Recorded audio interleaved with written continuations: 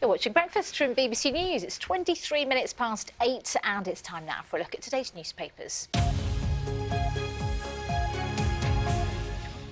So to talk us through the newspapers, Dan Sodergren's with us. Hey, Dan, morning. What have you picked out? There's a tech theme to all your stuff this morning, because tech is your area of expertise, isn't it? So what have you picked out here? This is in The Observer. So it's all around chatbots and how chatbots are becoming more and more prevalent online. We were talking before about Black Friday and digital sales and all these things going up. What is a chatbot? Well, a chatbot is it's an algorithm that mimics a human being. It kind of passes that Alan Turing test of do you know it's a robot or not. And so you might be on Facebook, you might be like a customer service robot sometimes. So you could be trying to buy something and it helps you buy something. But there are lots of these chatbots out there now, all built with algorithms and clever pieces of technology, bit of software. And they're doing really well. The kind of darker side of it, sadly, is that they are sometimes found in elections. When people, you look on all this kind of data, and around 10% of them are actually chatbots. They're not real people. They are chatbots. I would like to think that I'd be able to spot a bot. Well, there's a lovely thing you could use called Botometer, and you can actually check. Of course there is. There's always an app. There's an app for everything. The irony is, this thing, because human beings are finding it increasingly difficult to do. I mean, to the extent, this is why elections and all this other thing, it's quite a dark art to this stuff. They're very, very clever. It's all done with machine learning and AI. So there are lots of things out there, lots of apps. Botometer is the one where you could check to see if that Twitter account actually is a real person or not, or thinking it is.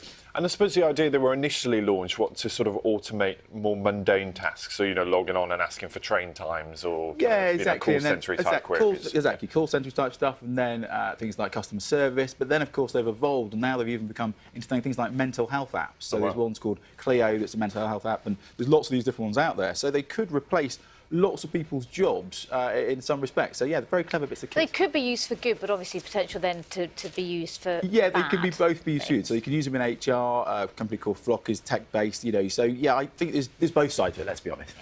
So speaking of speaking, this is a story you picked out, in the Telegraph, is this? And this is about losing words from our language. Yeah, exactly. So I just thought, with the chatbot thing, maybe because they might not know all the different tiny kind of nuances in the world. Well, that might be the way that you can tell whether they are bots. Exactly. So if you throw a bit of like yonderling and some other northern dialect moments, maybe you'd find them out that they're not a real person.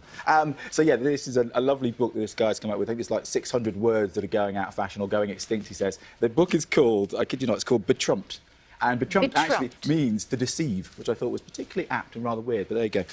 There's lots of other ones which I can't say because some of them are a bit naughty, but I like the idea that if technology pushes it in a certain way, we might lose language. And the old Sapir-Whorf hypothesis, when you start losing those nuances, you can't think in a certain way. So, it's just an interesting way of looking at it. I can't keep up with what diets and what you should and shouldn't be eating, but here we go. High-fat diet lowers risk of dementia.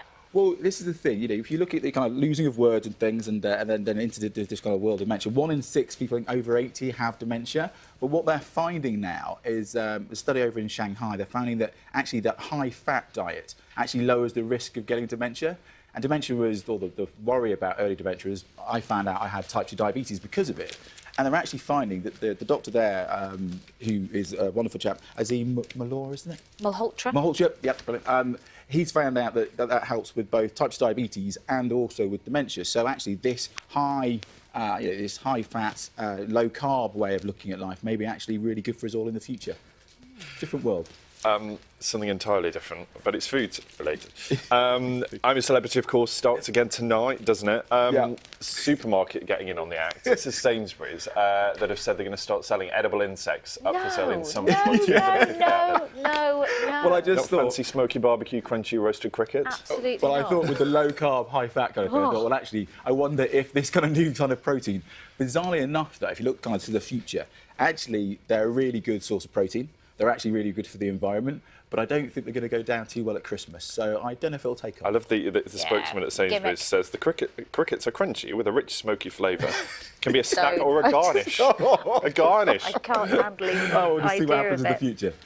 No thanks for us. Dan, thank you very much. Nice to see you. For leaving us with that thought.